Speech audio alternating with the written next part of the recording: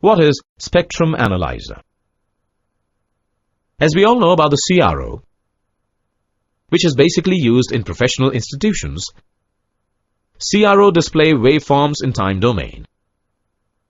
Similarly, Spectrum Analyzer is used to display the waveform in frequency domain.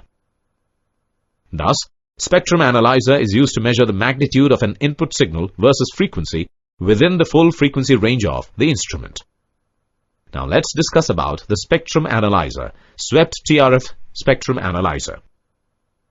Light from many different sources contains various colors, each with its own brightness or intensity.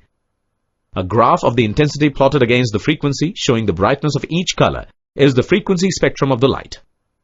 Any process that quantifies the various amounts such as amplitudes, powers, intensities or phases versus frequency can be called spectrum analysis.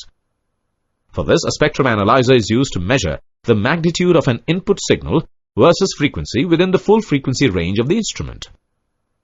Now let's discuss about the classification of spectrum analyzers.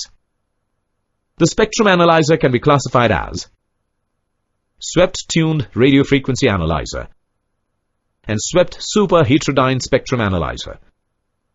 Swept-tuned radio frequency spectrum analyzer employs a bandpass filter.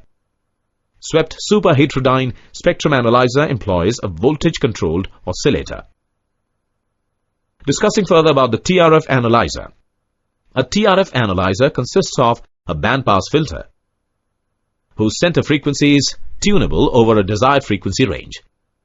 The frequency is swept from F1 to F2.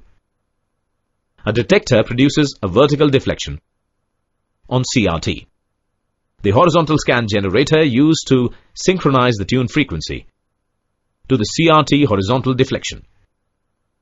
The amplitude is traced on the CRT screen. The waveform is looking as.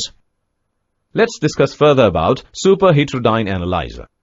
Swept super heterodyne type of analyzer works on the principle of mixing of two signals in the mixer.